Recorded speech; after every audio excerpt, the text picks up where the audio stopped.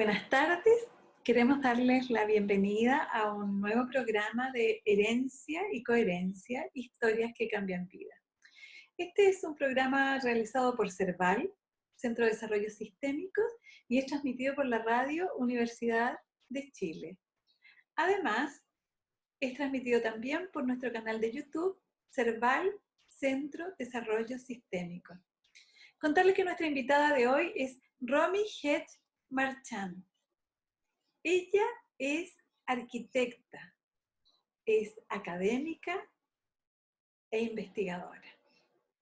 Se ha especializado permanentemente durante todo el tiempo en el estudio del paisaje. Es cofundadora del sitio web Lovescapes y de la Corporación Cultural de Paisaje en Chile. Romy, gracias por aceptar nuestra invitación. Cuando empiezo como a pensar en la arquitectura y empiezo a pensar en todo esto como esto que se va como armando alrededor de lo que para los legos es la arquitectura, para nosotros, yo digo, ¿cómo una mujer decide en un momento tal estudiar la carrera de arquitectura? ¿Cómo fue para ti eso? Mira, yo me lo he preguntado muchas veces yo misma, porque usualmente o convencionalmente, si tú quieres, o tradicionalmente, uno escucha estas historias de personas cuyos padres, abuelos o alguien en la familia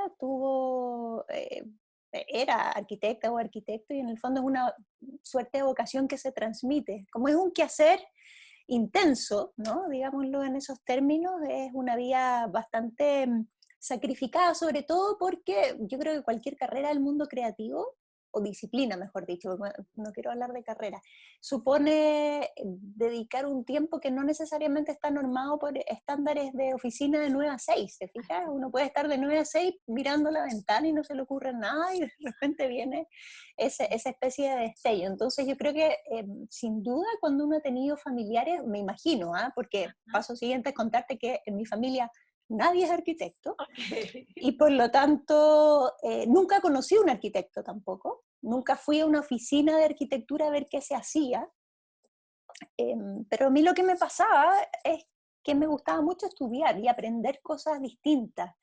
Nunca fui una persona, no sé, es fome calificar quizás de esta manera, pero uno ve niños que les encantan los números y son como número, número, número, o leer, leer, leer.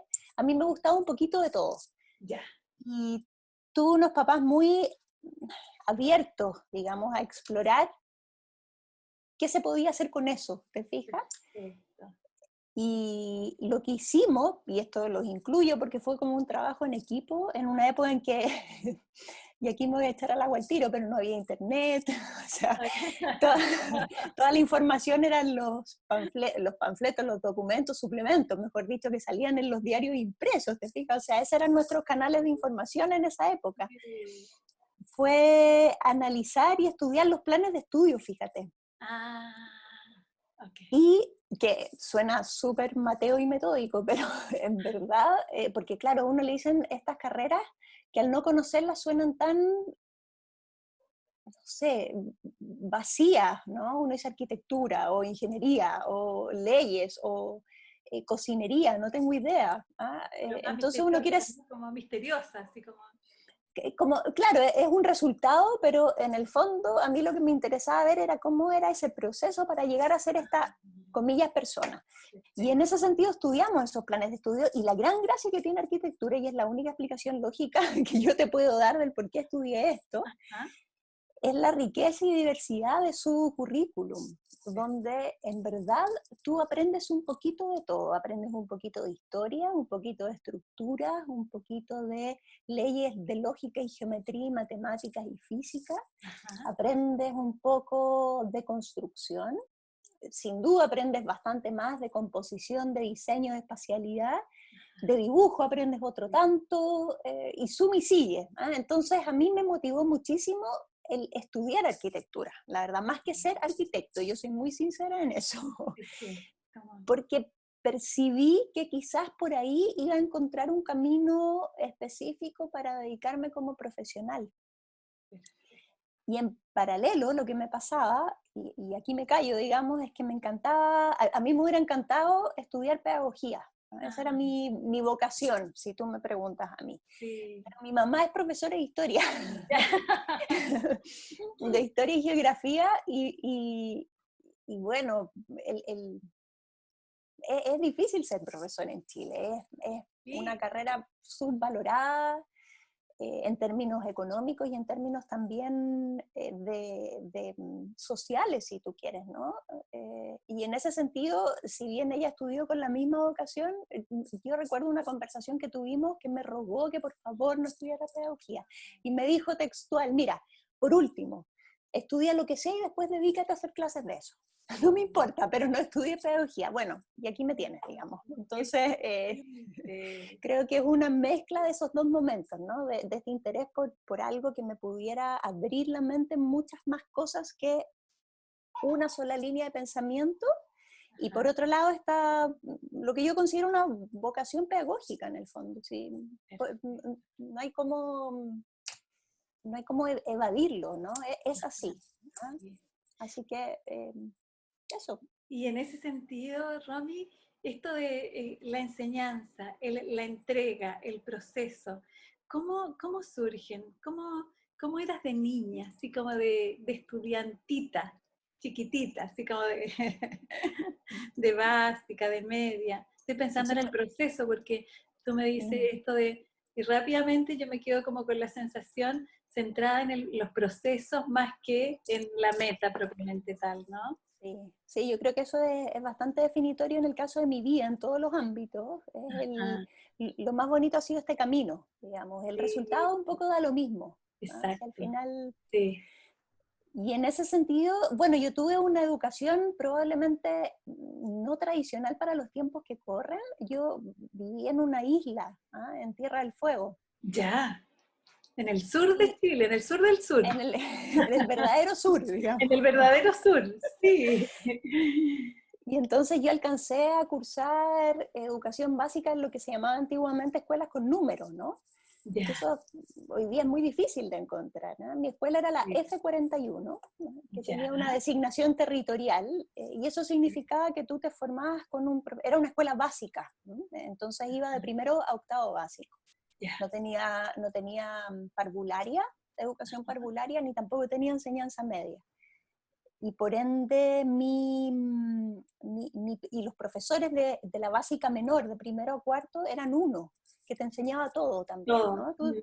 Sí, bien Entonces te enseñaba integral. Mm, absolutamente, eran profesores normalistas que se llamaban antiguamente. sí, Sí, entonces yo sí, tuve, yo tuve uno de esos profesores de primero a cuarto básico, que además al ser una isla en Tierra del Fuego, tú comprenderás que siempre era el mismo. O sea, el señor Jofré, de hecho, que así se llama, todavía lo recuerdo, que ya estaba, bueno, ni siquiera, no sé qué edad tenía, pero era un señor mayor para uno, ¿no? cierto. No era un lolo, digamos. No, era un señor. Un señor de pelo blanco y abrigo negro, lo veo caminando con su sombrero. Ay, Bueno, pero el señor Jofré fue mi profesor de primero a cuarto, y después con mis papás cruzamos el estrecho, ¿no? Y nos fuimos a vivir a Punta Arenas, y ahí yo terminé el colegio en un liceo particular subvencionado, que esos todavía existen, sí. de monjas además, un liceo Ah, salesiano. ¿cómo te viviste Entonces, el traslado? ¿Cómo te viviste salir de tu isla? uy, fue difícil. Yo de todos mis movimientos geográficos, te diría Sí. que ese es el que más me costó. Ah, Porque era, bueno, no sé, uno es niño, pero vivir en una isla no sé, para mí fue fantástico. Imagínate, no había tele, no había, sí. no sé, no había ni un recurso tecnológico de la época, ¿eh? Porque La estábamos época, realmente sí. aislados. Sí. Y en ese sentido, fue un cambio literalmente de esta vida más salvaje, rural, a Ajá. la civilización. Y Perfecto. ese fue mi cambio, yo creo que ha sido mi cambio más violento, ¿no? En términos de adaptabilidad. Además, Y además yo pasé, imagínate, nosotros vivíamos en un campamento petrolero, que éramos un grupo, un núcleo de familias, éramos una comunidad, todos nos conocíamos, independiente si era el hijo del señor que manejaba los camiones, o el hijo del administrador del campamento. Entonces era una relación muy horizontal. Todos compartíamos permanentemente, la vida pública se desarrollaba en los mismos lugares, no habían grupos en el fondo, Claro. aun cuando, bueno, uno termina estudiando como arquitecto esta distribución espacial y estaba todo perfectamente normado, pero bueno, como niño, esa fue mi experiencia. Entonces pasé de eso a un liceo donde éramos 45 niñas, además, por curso. Además, puras niñas. Pasé, claro, yo pasé de colegio mixto a colegio femenino y no, fue un shock cultural, o sea, de verdad que tu pregunta es muy pertinente, ¿no? Sí, sí. Además Sí. que tan metafórico con cruzar el estrecho, ¿no? Lleno de turbulencias, ¿no? Sí, yo siempre digo, crucé el charco, o sea, de verdad Claro, que sí. literalmente pasamos al otro, cruzamos la frontera en el fondo, ¿no? Si uno Sí, se pone histórico en ese sí, sentido. sí, sí. Y nada, yo te diré, mira, mi experiencia escolar fue súper buena, creo que además era una época, yo sé que hablo como si fuera un pasado lejano, pero en cierta medida lo es, fue el siglo Sí, pasado, sí, literalmente, tal cual. Sí. Independiente del y tiempo lineal, es como otro tiempo, ¿no? no, otra época. Otra época. Y había algo que yo creo que hoy día, a propósito de la situación que nos ha tocado vivir, yo siento que ha faltado y que creo que es una de las grandes reflexiones a nivel educativo, independiente de si estamos hablando de educación escolar o universitaria, es el rol del apoderado, en este cuento. Nuestros padres, independiente de su formación profesional, universitaria o escolar, incluso me atrevería a decir, eran un apoyo. No estoy diciendo que los padres no lo sean, sin embargo, creo que por mucho tiempo nosotros actualmente pasamos por una etapa en que finalmente se dejaba todo o la gran mayoría de la responsabilidad de la formación escolar en el colegio, por los motivos que sea, los costos de ese establecimiento, el tiempo de los padres por sus trabajos, digamos, y creo que hoy día eso hizo crisis, porque además tenemos papás que están trabajando en casa muchísimo más presionados, pero que iba a inventar una palabra, el pasar por esta experiencia con los hijos al lado, yo creo que ha permitido que ambas partes se den cuenta de que se necesitan muchísimo. Y nada, yo creo que el colegio y los colegios y las escuelas en mi caso eran un puntal, pero sin duda yo tuve un hogar muy formativo, muy, muy acompañador de ese proceso. Entonces, volviendo a tu pregunta inicial de cómo era yo como estudiante, súper matea, no voy a evadir tampoco esa respuesta, porque te lo dije al principio, a mí me encantaba estudiar. Sí, sí. Entonces, creo que tuve mucha suerte de estar en lugares con personas, profesores, amigas, compañeras y padres también que me estimularon muchísimo. El Y eso, aprendizaje, ¿no? Como, sí, sí. Sí, y eso fue muy formativo para mí, y creo que sí, lo llevo conmigo a todos lados, la verdad. perfecto. Y Romy, ¿de dónde vienes? Het, tu apellido. ¿De dónde vienes? ¿De dónde eres? No lo sé, yo todavía no lo tengo muy claro, Susana, para serte sincera. Ah, Me declaré nómade al principio, porque de verdad ya. creo que no soy de aquí Genial. ni soy de allá, como decía la canción, ¿no? Sí.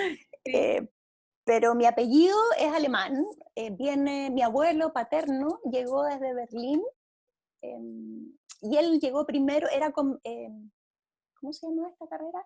Este trabajo, perdón. Se dedicaba al comercio ambulante en el fondo, Ya, tenía un nombre, se me fue ahora, pero esas personas representantes de una marca que sí, viajaban vendiendo los productos. perfecto. Vendedor ambulante se llama. No Vendedor. sé si era ambulante la No, palabra, porque hoy día lo asociamos al sí, señor que está en la calle, ¿no? no, tenían otro nombre, sí. Sí, no lo recuerdo ahora, pero en la práctica era lo mismo. O sea, él se movía como representante de una empresa Ajá. y vendía los productos por catálogo, me imagino, no tengo idea, y se movía bastante. Y él llegó desde Alemania a Buenos Aires. Ah, Y de Buenos Aires se vino a Santiago y aquí se radicó en Santiago, conoció a mi abuela, etcétera, se casaron, y nació y mi papá es santiaguino, en la práctica, o era santiaguino, él falleció, y él estudió en la antigua Universidad Técnica del Estado, lo que hoy día es la USACH, Ah, perfecto. ingeniería, eh, ingeniería antiguamente, que atroz de nuevo, antiguamente no En se la estudiaba antigüedad. ingeniería, no se estudiaba ingeniería civil de corrido, No. sino que se estudiaba ingeniería técnica primero y después se estudiaba la ingeniería civil. Sí, Entonces él hizo la técnica en la Universidad Técnica del Estado, como su nombre le indica, y sí. después él quería hacer la especialidad de petroquímica, que se llamaba antes, que hoy día sería como el ingeniero civil químico. Y Perfecto. las opciones eran dos, Antofagasta, Punta Arenas. Ah, Entonces él eligió, porque sí, Punta Arenas y se trasladó hacia allá. De allá conoció a mi mamá, que mi mamá es puntarenense, ajá. hija de marino, Ya. y en ese momento estaban en Punta Arenas. Tú sabes que los marinos se mueven a lo largo de los puertos de Chile y ahí se conocieron, etcétera, y después, nada, empezó su nomadismo propio. Ellos se vinieron a Santiago, se casaron en Viña, terminaron de estudiar, nací yo entre medio. Después mi papá fue contratado por la Empresa Nacional del Petróleo, que es lo que me lleva finalmente a Tierra del Fuego, y Ajá. ahí pulularon por varios de los campamentos y nosotros terminamos viviendo en Cerro Sombrero, que es el epicentro, o fue, mejor dicho, el epicentro de la producción petrolera nacional. Y, y después nos movimos a Punta Arenas y yo terminé viviendo en Santiago, estudiando, etc. Genial. Entonces, si me preguntas de dónde vienes, no sé. Ah, sí, Porque pero además vengo, es como vengo todo. impresionante, porque es como mamá, hija de marino y estudia historia y geografía, qué sé yo. Papá es venido de, y el abuelo conoce a su señora en Santiago y tu papá conoce a su señora en Punta Arenas. Es Sí, impresionante, ¿no? sí, es un, no, son, por eso te digo, es una Sí, familia bien nómade. ¿Ah? sí, sí, potente. Sí. Muy potente. Y luego de terminar la enseñanza media, entonces tú naciste ¿dónde, Romy? Buena pregunta, yo nací, de hecho, yo nací en Valparaíso, nada que ver. ¡Ah! Imagínate. Sí, ellos mi mamá estaba haciendo, pucha, yo no sé, no sé si su memoria o el terminando la práctica, y ¿Ya? mis abuelos en ese entonces vivían en Viña del Mar, era el periodo de la UP, por lo tanto no existía, bueno, y tampoco existía el sistema de elección de clínicas como existe hoy. Mm. Entonces era donde con toque de queda a uno le tocaba nacer. Yo nací a las 5 de la mañana, o sea, un cacho, digamos, para la época, El toque. y pues en pleno toque de queda, Ajá. y se suponía que ella tenía hora por los controles en Viña del Mar. Sin embargo, el hospital había sido cerrado, no sé por qué, ya no me acuerdo por la historia, y terminé ¿Qué? naciendo en la República Independiente de Playa Ancha, como dicen, Bien. en el Hospital Naval de Playa Ancha. Ahí nací, Imagínate. sí. Y de ahí me fui a la República Independiente de Magallanes, entonces imagínate, me voy moviendo de una en otra. Pero de repúblicas independientes en repúblicas independientes. Sí, Sí, totalmente. potente. Sí. Y luego de terminar el cuarto medio en Punta Arenas, te viniste a Santiago. Sí, ¿Solita o con familia? no, me vine sola en principio, viví en una residencia universitaria y estuve 3 años ahí. Mis papás después se trasladaron a vivir a Santiago, aprovechando que mi hermano, tengo un hermano menor, Ya. eh, que él pasaba a primero medio, entonces hicieron todo un cálculo para venirse cuando él pasara primero, cosa de tampoco desajustarlo demasiado en sus procesos propios, ¿no? Ah, Entonces a partir de ese momento volvimos a vivir como familia, digámoslo así, los perfecto. 4 juntos. Sí. Sí. ¿Y cómo fue ese traslado ¿Cuál? de Punta ¿A Arenas a Santiago? Santiago? Mira, a ver, yo siento que no fue tan shock cultural como el de Tierra del Fuego, Punta Arenas. ¿Ah? Sí. Y además yo me vine a Santiago el año 90, 1990. El cambio, pasamos a gobierno democrático, Sí. Santiago era muy distinto a como es hoy. Yo recuerdo un Santiago donde las personas andaban vestidas de café y de gris. Esa es mi primera imagen, en verano y en invierno. Era muy, muy apagado, ¿ah? Era apagado culturalmente, era apagado, no sé, como que le faltaba vida. Si pudiera describirlo de alguna Ah, forma, con una energía bajita, súper baja, súper bajita, baja, sí. súper baja. Sí, recuerdo, pero perfectamente la falta de color. La falta de color. Además, Sí, imagínate tú viniendo del sur con toda la sí, intensidad y la gama. sí. Sí, Tremendo. yo recuerdo eso como algo que me llamó la atención. Sí. Em, Nada, mira, de verdad que quizás en la universidad yo recuperé esa sensación de comunidad, ¿ah? Porque Ah, estudié en Lo Contador, en el campus Lo Contador de la Universidad Católica, que para ajá. quienes no lo conozcan es uno de los 4 campus de la universidad y es aquel que se asocia más con, perdón, está en el sector de Pedro de Valdivia Norte y está emplazada en una antigua casa de campo chilena, ¿no? Que, bueno, con el tiempo ha ido creciendo enormemente con construcción y adición de edificios, sin embargo era un lugar muy pequeño, doméstico, Como íntimo, ¿no? íntimo, entrábamos 100 en esa época anualmente, pero tenía una escala manejable. ¿Ah? No era San Joaquín, digamos, el campus Claro. San Joaquín, donde hay muchísimas carreras, etc. Y en ese sentido, lo contador siempre ha tenido ese sesgo en el sentido positivo, lo digo como de comunidad. No quiero decir familia porque vienen todas esas analogías odiosas del hijo mayor, menor, etc. No, eh, Comunidad. pero muy contenida, muy apoyadora, Sí. muy, sí, te lo describiría de esa forma. Entonces, llegar a ese lugar, creo que a mí, no sé, a mí me hizo muy bien, me acogió. Hay gente que se siente oprimida, ¿te fijas? Porque es demasiado encerrado. Ya. Sin embargo, a mí me acomodó muchísimo el estilo de estudio de ese lugar. Mm, Y me da mucha risa también porque, no sé si tú conoces o conociste el campus en algún momento, sí, Susana. sí lo conozco. Lo conoces. Lo Bueno, conozco. hoy es un campus que tiene una biblioteca subterránea, Sí. que tiene un patio, una suerte de deck entre madera y concreto, etcétera, que es el techo de la biblioteca, ¿no? Pero cuando yo ingresé a la universidad el año 90, reitero, esa biblioteca no existía y ese patio era de gravilla, Ah, con árboles alrededor. Entonces qué era lindo. literalmente un oasis, ¿no? Dentro de la ciudad. Ah.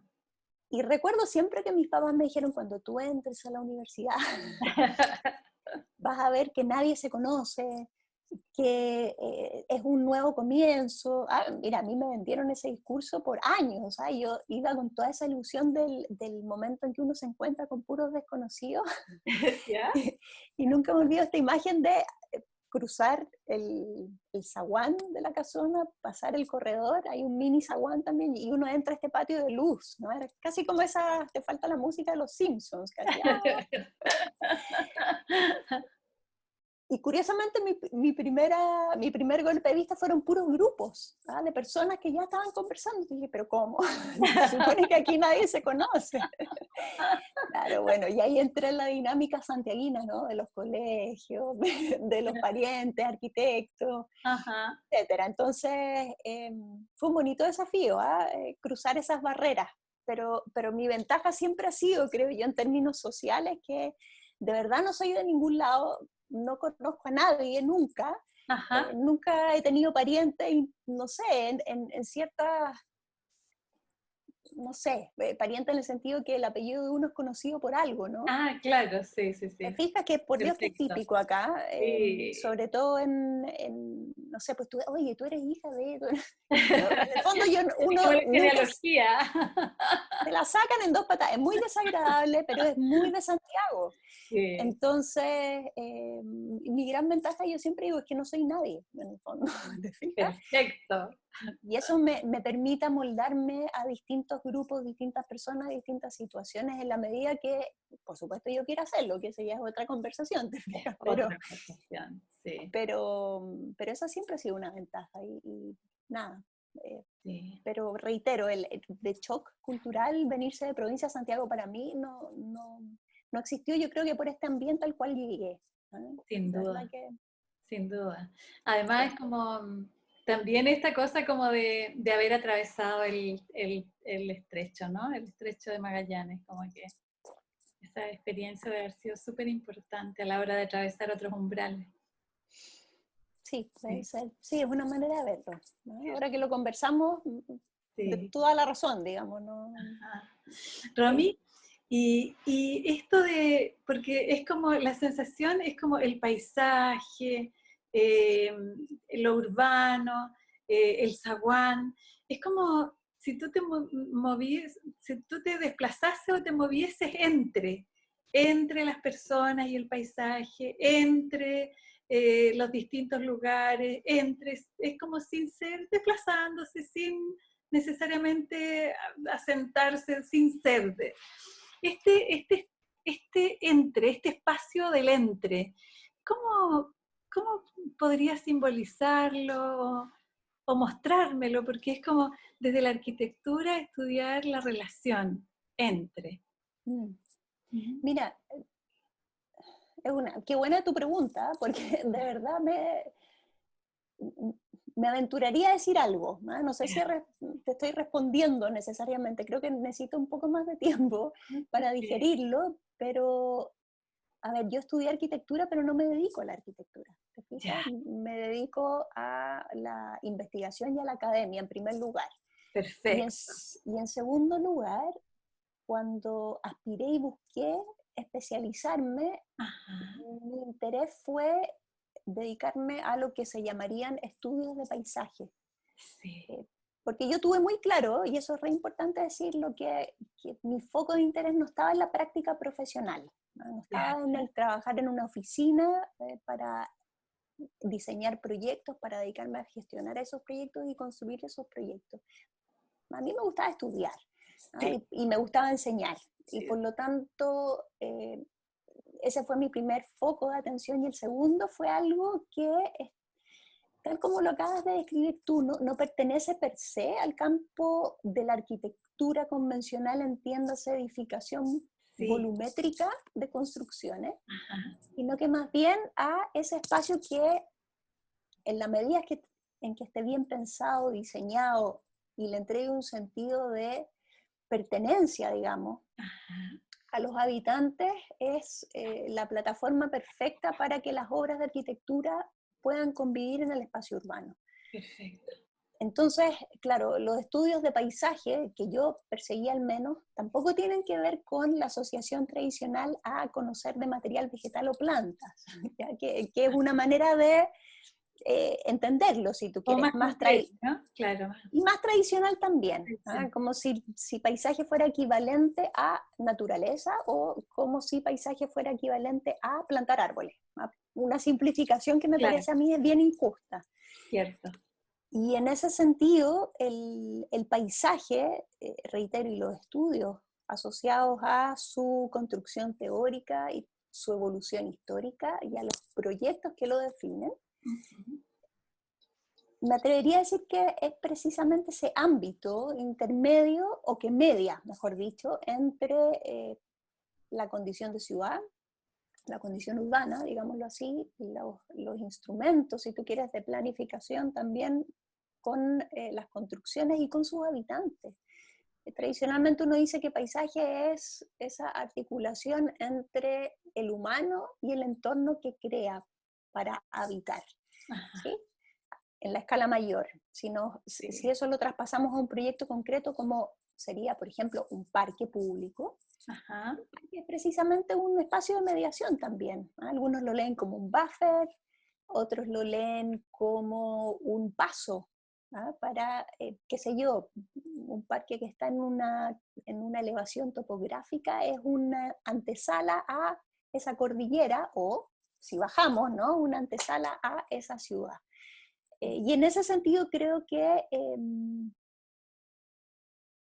podría traducir esto de estar entre medio ujú, también a mi vocación a mi vocación profesional, si tú quieres, ¿no? Sí. Contribuyo a formar personas, no soy la única que lo hace, por supuesto, pero estoy en esa etapa intermedia, cuando uno se está formando.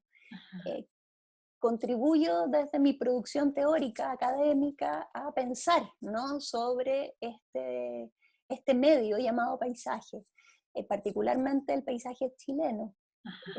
Entonces sí, efectivamente creo que estoy en una condición de mediación, si tú Ajá. quieres, intermedia entre distintos aspectos. Y creo que si lo extrapolo también a lo que habíamos conversado antes en términos de relación de vida, uno podría decir también, esto de no estar ni aquí ni allá, no es una ambigüedad, digamos, incómoda, ¿no?, sino que es una condición. No sé, creo que por ahí va la respuesta, ¿no? Sí, No. sí, claro, y es como, ¿cómo se pueden articular los paisajes emocionales con todo esto? Estaba pensando en esto que tú dices, cuando llego a Santiago y miro a las personas, es como Ujú. si estuviesen todas vestidas como más apagaditas de café, de grises. Y cuando estudias la relación entre el paisaje y el habitar en la ciudad, etcétera, entonces es como la relación entre esas personas y lo que van creando. Entonces me pensaba que cómo los paisajes emocionales van construyendo o co-construyendo también los espacios. ¿Cómo lo percibes eso? ¿Cómo se desarrolla? ¿Cómo se ve eso desde tu perspectiva, Romy? Yo creo, a ver, desde mi perspectiva, Sí, po. eh, finalmente, no sé, Susana, yo creo que cada acción Sí, es determinante de algo, ¿no? perfecto, Y en ese sentido, determinante en qué sentido, en que uno activa cosas para que pasen o genial. dejen de pasar, ¿sí? Sí. Entonces, en ese sentido, creo que sí, hay algo interesante, y lo voy a llevar desde la teoría al ámbito Ajá, personal, si tú quieres, sí, ¿no? Lo interesante del paisaje es que el paisaje entrega un sentido, un buen paisaje, ¿ah? Entrega un sentido de identidad genial. y entrega una posibilidad de memoria a un grupo de personas.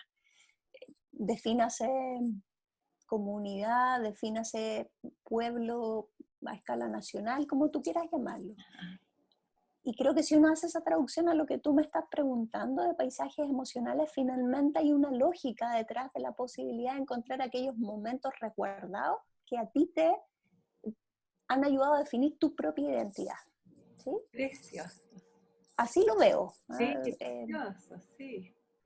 Sí, claro, ahí podríamos ya indagar más fino y empezar a dar ejemplos más privados, pero creo que, creo que Sí, mira, son los momentos, ¿no? Por son los cliché que momentos. suene, que hay momentos para todo, pero son los que uno recuerda, me parece a mí, con especial asociación a cosas más allá del hecho, ya sea una atmósfera, ya sea una relación particular, eh, tiene que ver con ese momento en que hay una identidad que perdona, se continúa construyendo o se detona, ¿no? Y creo que eso es súper interesante, súper, súper interesante. Sí, precioso. ¿Y los colores? ¿Qué significan los colores en este ámbito o para ti, Romy? Eh, Súper buena pregunta también. Esto, me siento como analizada psicológicamente en este minuto, ¿ah? Pero además que tú puedes ver atrás que me importan, porque Sí. de hecho conversaba la otra vez. Sí, es muy colorín. La otra vez conversaba con alguien que me ha tocado, bueno, en este mundo Zoom en que estamos sumergidos, me ha Ajá. llamado mucho la atención de asistir, comillas, a muchísimas reuniones donde los participantes en general están todos contra un muro blanco, Ya, ¿sí? ya, ya. No, tú tienes ventana, yo no lo decía por ti, y tienes madera, ¿ya? Literalmente estoy hablando de un muro blanco y ocasionalmente con un cuadro, con una pintura, ¿te has fijado? Sí. Entonces, en el último tiempo, como que esto se ha acelerado en términos de cantidad de personas que me ha tocado ver, y le comenté a una amiga, me parece, le dije, oye, ¿tú qué opinas de que yo siga con mi fondo tal como es, digamos, con los libros, con los colores, con esta especie de angelitos que tengo de Lima, de Perú, etcétera? Hay Sí. cosas por todos lados, me dijo, pero Romy, si esa eres tú, o sea, no, poner el muro blanco es tratar de esconder una realidad que no te pertenece. Ajá. Encontré muy bonita esa respuesta, fíjate, Precioso. porque creo que el color, a propósito de esa observación que te mencionaba de mi llegada a Santiago, Sí. ha estado súper presente en mí. Yo soy una, a ver, antes de avanzar, el cliché del arquitecto es aquel que se viste de negro, ¿no? Que siempre está oscuro. ¿Viste? Eh, No sabía, fíjate cómo, bueno. no, pues, o sea, te digo, Yo creí que cuando, este era solo de los psicoanalistas. no sabía eso yo, así que aquí estamos intercambiando información. No, usualmente la tenía del arquitecto es de negro, oscuro, etc. Y a mí eso siempre me costó, porque Ya, era disfrazarme, ¿te fijas? Tengo ropa negra, ojo, no es que sí, reniegue de sí, ella, pero, sí. pero, pero no sé, no me acomoda. ¿Ah? Y Ajá, el color es un modo de expresarse, finalmente. ajá. Yo tuve mucha suerte en la universidad porque, si bien no me hizo clases directamente, porque ya estaba retirado, a mí me tocó asistir a muchas clases eh, con Eduardo Vilches, ¿no? De invitado, que es reciente Sí, Premio Nacional de Artes. sí, lo entrevistamos nosotros alguna vez. En serio, mira, Sí. que es un hombre encantador, Sí, que conoce mucho, muy apasionado además de sus estudios, y que también yo creo que desde la teoría fue un formador, ¿ah? Para que nosotros aprendiéramos a ver el color de las cosas, ¿sí? perfecto. Y creo que, nada, como te decía, para mí es un modo de expresarme. ¿Ah? Tengo mis colores favoritos, que todo el mundo sabe y se ríe y me dice, oye, encontré tu color favorito en no sé qué, y me mandan fotos de repente. Juego un poco con eso también. Anecdóticamente te cuento que, por ejemplo, mis clases, las típicas presentaciones de PowerPoint, tienen letras en un color que trato de cambiar cada semestre, buscando colores nuevos, etcétera. Entonces, en verdad, sí, tiene en la medida que se identifican con algo, vuelvo a la palabra identidad, Sí, eh, para mí son son un modo de expresión, me estoy repitiéndome, pero sí, eso es, perfecto. finalmente, ¿no? Sí, súper. Y, Romy, ¿qué, qué dijeron tus padres o qué opinión tenían tus padres de esta pasión tuya por la academia, por este aprendizaje, por el desarrollo en tu carrera profesional? ¿Cómo se lo vivieron ellos? Mira, mi papá no alcanzó a verlo, él murió cuando yo estaba en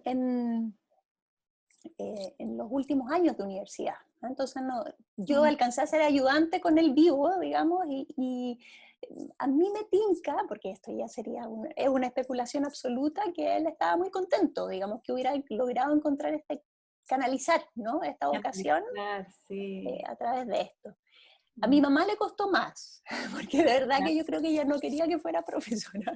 Y creo que su speech de convencimiento debe ser probablemente algo que muchas mamás digan para decir, ya sí se le va a pasar, ¿te fijas?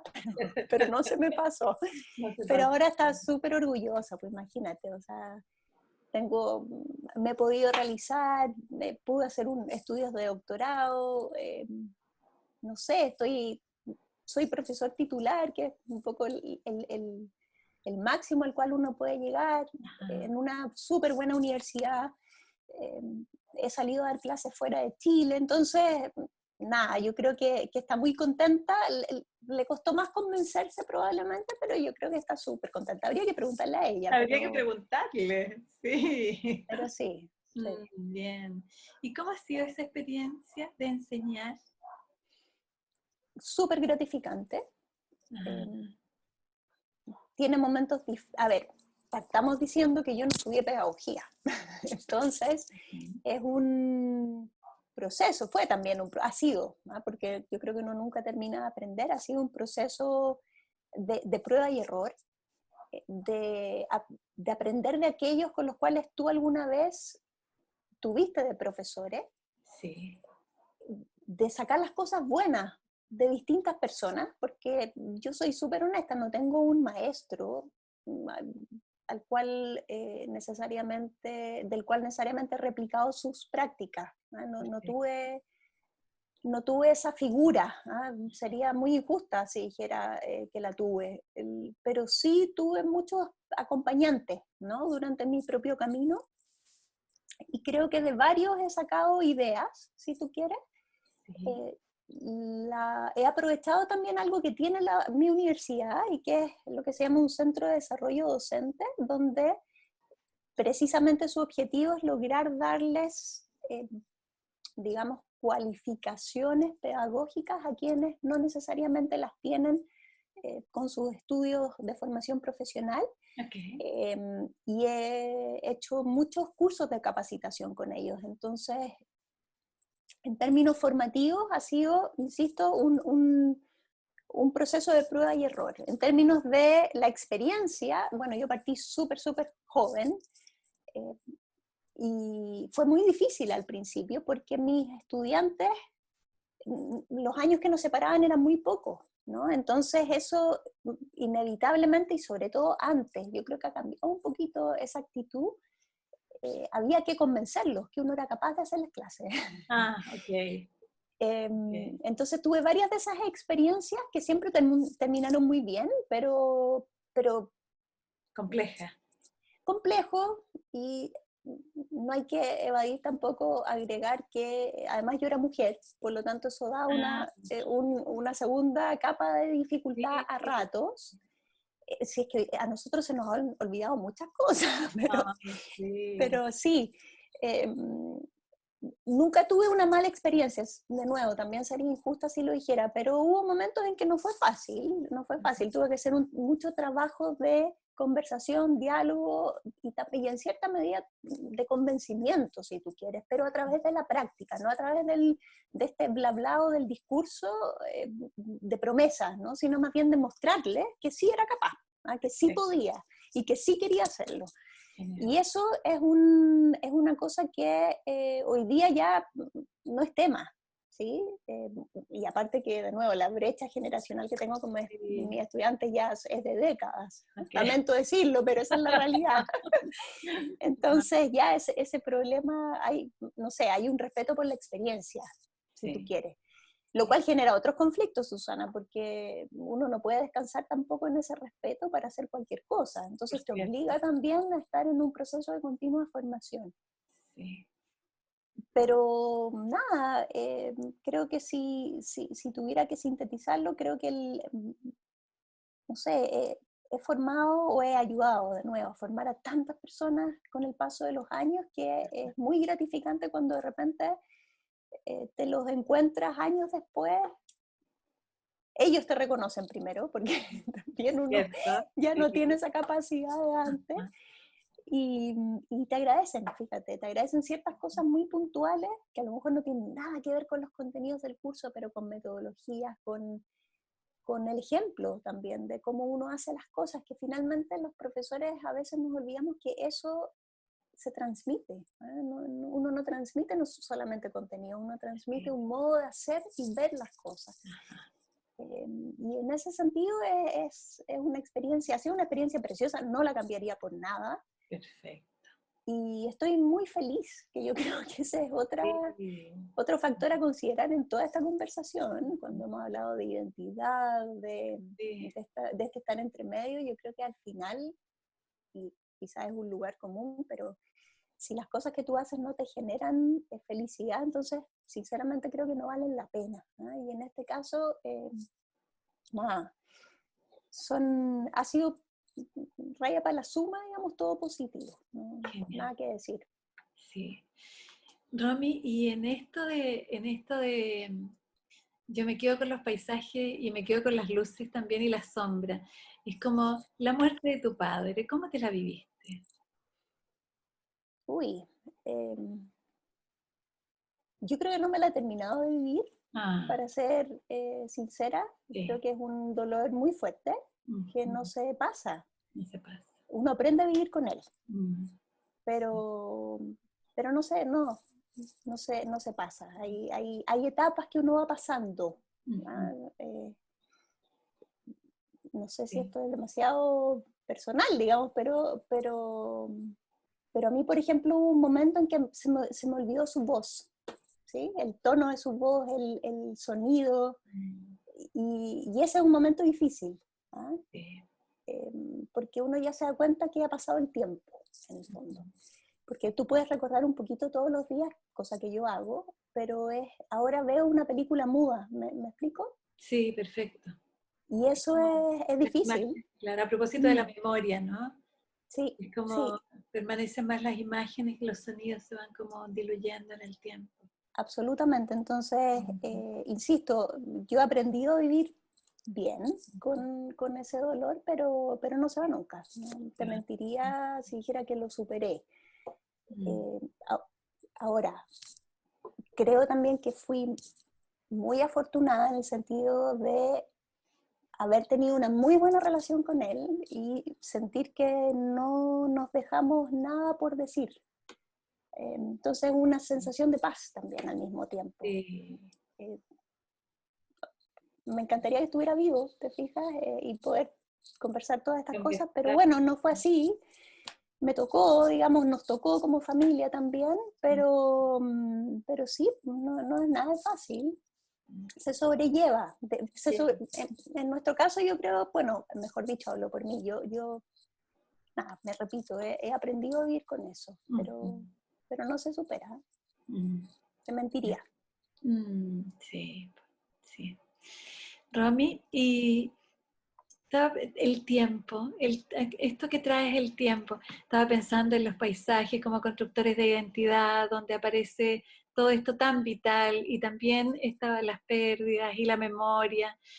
El tiempo, ¿cómo conceptualizas el tiempo? El tiempo vivido, el tiempo de las generaciones que van, este tiempo de Santiago cuando llegaste y el tiempo de ahora, los parques como buffer o zonas de transición. El tiempo es algo que siempre me llama la atención cuando se trae el espacio, como el espacio público, el espacio privado, el espacio del entre. Sí, tú sabes que hay algo muy bonito del paisaje, que, a ver, siempre en los cursos yo les digo a los estudiantes, miren, definir paisaje es muy difícil porque cada uno de nosotros tiene una definición propia, y lo que yo sí les aseguro es que cada uno de ustedes y cada una de ustedes va a terminar con su propia definición. Pero si hay algo en lo que tenemos que estar de acuerdo es que el paisaje no es una escena detenida en el tiempo. Siempre está llegando a ser algo. Básicamente por los elementos que lo definen, o sea, está compuesto en su gran mayoría, por supuesto, por elementos artificiales, construcciones, etcétera, pero también por elementos naturales, y los elementos naturales tienen vida propia. Por lo tanto, no es un momento fijo, hay momentos de ideación, de creación, de transformación, de desarrollo, de decadencia también. Y en ese sentido, claro, a mí me cuesta medir el tiempo, en general. No, a ver, te digo, en términos de fenómeno, en términos de organización y orden, soy de las personas que todavía tiene agenda escrita con horas, etc. No me refiero a ese tiempo, me refiero más bien al tiempo, al otro, sí. Al otro. Y yo creo que esa afirmación tan verdadera del paisaje me permite fluir, ¿no? En el sentido de que sé que esto no es fijo, siempre está cambiándose, siempre está moviéndose, por lo tanto cuando uno se aferra, ¿no?, a momentos, imágenes como... Sí, creo que a mí no me ha resultado, no me atrevería a decir que es un error porque a lo mejor a otros sí les ha resultado, a mí no me ha resultado, a mí me ha resultado muchísimo más esto de... pese a lo analítica y cerebral que parezco ser, yo soy una persona de decisiones muy rápidas. Si me dicen, no, hagamos esto, démosle. No lo pienso mucho, soy bien... Genial. En mi mundo familiar soy absolutamente atolondrada, digamos, para tomar decisiones. Y en el camino, una vez que ya eso está decidido, para un lado, para otro, lo que sea, yo tengo la tranquilidad de que se va haciendo en el camino, ¿no? Entonces nunca le he tenido miedo, por ejemplo, a los cambios intempestivos, nunca le he tenido miedo a enfrentarme a eventos inesperados, a ver, me han generado probablemente momentos de tristeza y dolor, sin duda, Sí. pero bueno, uno sabe que después de ese momento viene otro, ¿no? Entonces, en ese sentido, me gusta esa analogía con esto del paisaje, que no es una escena estática, ¿no? Más que cuánto dura, Ajá. o cuáles son sus etapas, o cómo es posible medirlo, a mí me gusta esta idea de la fluidez. ¿Ah? Sí, me acomoda mucho también. Sí, creo que por ahí te lo contestaría, Sí, fíjate. sí, perfecto, perfecto. Me dan deseos de preguntarte sobre la enseñanza y el aprendizaje, porque es como que me lo ha descrito como algo bien esencial y desde chiquitita, como mamá diciendo no seas profesora y es como, bueno, pero ¿qué buscas o qué encuentras en el proceso de enseñar y de aprender al mismo tiempo que enseñar, como este vínculo tan interactivo, ¿no? Bueno, creo que que tiene que ver o vuelve a esta idea de interactuar, finalmente. Ah, Porque uno aprende también de los sí, otros. O duda. sea, o digamos, uno tiene que estar dispuesta a aprender de los otros, te lo digo de esa forma, ¿eh? Porque a veces uno se bloquea, ¿no? Y dice, mira, esta persona piensa muy distinto a mí, no lo quiero escuchar. Pero, ¿para qué? Digamos, si no me aporta, típico que uno escucha eso. Sin embargo, creo que es muy importante escuchar, saber escuchar, y la enseñanza bien llevada, creo que transmite conocimiento, pero al mismo tiempo deja el espacio para que ese diálogo se establezca. Y si hay algo que tiene la universidad, es que es precisamente un momento en el cual uno argumenta, presenta evidencia, trabaja con principios, si tú quieres, pero construye argumentos con sus estudiantes. Entonces, y con sus colegas, por supuesto, ¿no? Y con sus superiores, etcétera. Por lo tanto, es súper fundamental y es súper necesario que exista ese proceso mutuo de enseñanza y aprendizaje, donde el que está al frente, a lo mejor no es la figura del profesor, pero sin embargo yo creo que un buen estudiante se da cuenta que está haciendo un aporte equivalente desde la otra vereda, ¿no? Genial. Nada, creo que eso te podría decir. Sí, sí. Romy, ¿y los nacimientos? ¿Cómo te vives los nacimientos? Los nacimientos de... ¿Qué son como atravesar umbrales? Un nuevo paisaje, un nuevo proyecto, una nueva opción. Uh-huh. Como desafíos, eh, Desafío. desafíos, oportunidades, Ajá. y bueno, quizás creo que, de nuevo, vuelva a lo que te decía recién, de ser un poco atolondrada, ¿no? Y apurete también, como que me gusta que las cosas, si hay algo que a mí me cuesta en relación al tiempo, y quizás a lo que tú me estás preguntando, es que me gusta que las cosas pasen ya. Entonces, pero, y bueno, ¿por qué? Porque en el fondo uno trabaja para eso, pues, ¿no? O prepara el camino para que eso ocurra. Entonces, cuando hay veces que las cosas se demoran más de lo que el tiempo mental de uno acepta, eh, se hace complejo, pero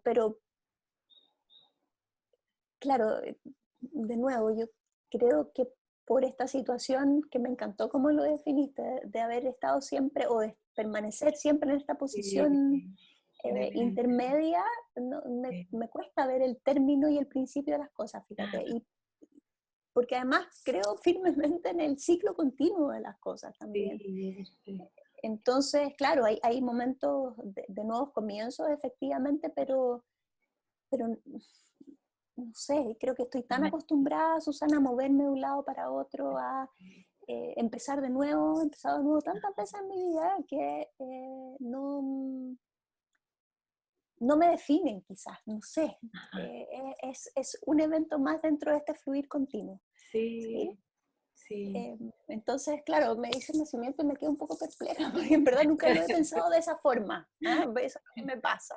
Yo estaba pensando en los paisajes, que de pronto es como que están, de Sí. pronto ya no están más, que entran en decadencia y vuelven a hacer otro paisaje y vuelven. Es que ahí, Pensaba en Susana, eso. yo te diría que nunca no están, porque siempre están llegando a hacer algo. Ah, Entonces, por sí. eso es que me acomoda también esto a lo que me dedico, ¿te fijas? O quizás ya estoy en esa etapa en que no tengo un límite entre las dos cosas, Genial, sí. pero Siempre están. paisaje nunca muere. Incluso, por ejemplo, te pongo de ejemplo, cuando el Tiergarten, que es este enorme parque en Berlín, cuando fue completamente destruido en los bombardeos de la Segunda Guerra Mundial, pero que se restituyó desde las cenizas, ¿te fijas? Ah, Entonces, no es sí, algo, o sea, sí. nunca deja de estar, ¿no? Nunca deja de estar. Genial. Siempre está llegando a hacer algo. Una vez leí, escuché, o ya a estas alturas tampoco sé si es idea mía, digamos, pero es algo que siempre está llegando a ser. Entonces, no- esos momentos tan definitorios que tenemos nosotros, ¿no? De Sí. término, comienzo, nacimiento, muerte, etcétera, Ajá. a mí me acomoda más verlo como un ciclo y un fluir continuo. Un flujo. Bonito. Romy, te cuento que estamos llegando al final de nuestra conversación y ya no se nos fue el tiempo. Este tiempo de leer. Increíble, sí. Y yo quería preguntarte dos cosas como Ujú. de reflexión. Una que tiene que ver como con el proceso creativo en el que tú entras cuando empiezas como a preparar tus proyectos, tus clases, tu academia, etcétera. Y otra quería preguntarte por tus propios paisajes. Ujú. Esas dos cosas quiero que reflexiones al respecto. Uy, qué difícil. Mm, A ver, la primera pregunta que me hacen con respecto a cómo me enfrento, ¿no? sí. A mí. ¿Cómo entras en este proceso de Sí, crear? De... a ver, soy muy analítica, por lo tanto, mis procesos de creación no necesariamente fluyen desde la intuición. Yo Ajá, necesito un marco. ok, eh, de estructura, así como. sí, pero más que el checklist, digamos que de Sí, los pasos, sí, necesito más bien informarme, ¿no? Si ok. voy a hablar, qué sé yo, del jardín francés, necesito leer sobre, buscar los autores, hacer todo ese ejercicio de investigación. ¿Ah? Es como el estudio de la malla cuando entraste a arquitectura. Sí, es que la investigación es algo que me Sí, apasiona también. ¿Ah? genial. Recuerdo que, no me voy a extender, pero recuerdo que a uno Extiéndete le hacían esos test vocacionales. Yo no sé si tú pasaste por eso, que uno contestaba 400.000 preguntas y una máquina llegaba a una conclusión, ¿no? Graciosísimo. Bueno, pues a mí siempre me salía que mi trabajo o mi vocación era detective. Genial. Pero es que me súper Investigadora. acomoda, pero es que me Sí, súper acomoda porque sí, sí. es también lo que yo le digo a los chicos, mira, si finalmente cuando uno escribe un ensayo, cuando uno escribe un paper, un libro, una tesis, etcétera, uno tiene la famosa hipótesis entre manos, que no es más que una posible respuesta, una pregunta que uno se está haciendo. Ajá. Y es lo mismo decir, bueno, si sabemos que hubo un asesinato, ¿ya? En jerga detectivesca, Jerga ¿no? detectivesca. Uno tiene la hipótesis de quién es el asesino, Claro. y la pega es comprobar esa hipótesis. Por lo tanto, hay que reconstruir la evidencia hasta el momento del asesinato para poder llegar a saber si esa conclusión es correcta o no. Genial. Entonces, para preparar una clase, yo siempre he seguido el mismo track, digamos, que es esa investigación y preparación previa. Perfecto. Eso es en relación a lo primero que me preguntabas. Y sobre mis propios paisajes, Que ya sabemos que van a ir moviéndose y mutando, pero en este instante...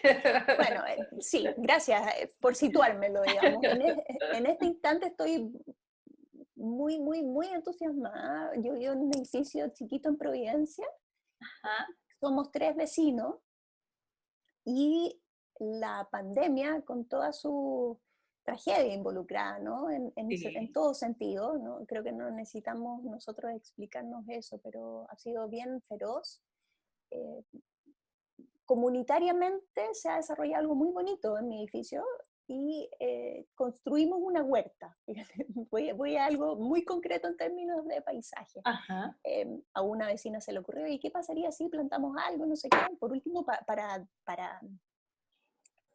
distraernos, ¿te fijas? Porque esta cosa de no poder verse, de saludarse por la ventana, que Ajá. a muchos que vivimos en edificios nos pasó, bueno, nos organizamos, etcétera, y fue de nuevo el proceso, fue precioso, ¿te fijas? Preparar la tierra, hacer un cuadrante para probar si es que resulta algo. Oye, nos crecieron una acelga, que yo no he comido acelgas más ricas en mi existencia. Genial. Ampliamos el cuento, nos pusimos de acuerdo, etcétera, y ahora estamos absolutamente afanados en la producción de tomate, lechuga y frutilla en este minuto, ¡Qué lindo! que compartimos y, eh, claro, es un ejemplo doméstico, ¿no? Pero que creo que refleja lo que el potencial del paisaje, este lugar de encuentro, este lugar que te proporciona una identidad, Sí. por modesto que sea. ¿Ah? Es un aporte modesto pero real, si tú quieres, a la calidad de vida de las personas. Y vuelvo de nuevo a la pandemia, porque si hay algo que esta pandemia nos ha demostrado, es que nosotros necesitamos de esos lugares de encuentro, pero en todos lados. ¿Ah? No pueden ser el privilegio de unos pocos, no puede ser tampoco algo que venga impuesto de alguien o de alguna organización o de alguna institución, sino que necesita de ese trabajo y ese diálogo comunitario. Perfecto. Y en ese sentido creo que el paisaje que hoy me identifica es esa modesta huerta que está en el primer piso de mi edificio y que día a día alimentamos, ¿te fijas? Y es nuestro lugar de encuentro, de conversación, de la vecina que se queja porque encuentra que hay demasiadas hormigas porque no sé qué, entonces hay que buscar una flor que las anule y suma y sigue, ¿te fijas? ¡Qué lindo!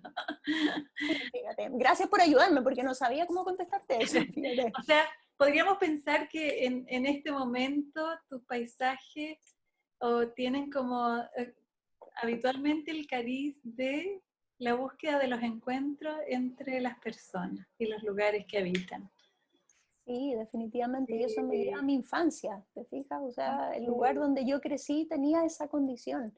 Era un perfecto. lugar de encuentro, de amistad, eh, de nuevo, desde la perspectiva de un niño. ¿No? Habría que Exactamente. preguntarle a mis padres el sentido del aislamiento a una edad en que uno dice, por Dios, pobre gente, digamos. Sí, sí. Pero como niña, eh, lo que yo atesoro, digamos, es esa sensación de haber construido algo en un lugar donde parecía que no podía crecer nada. Genial.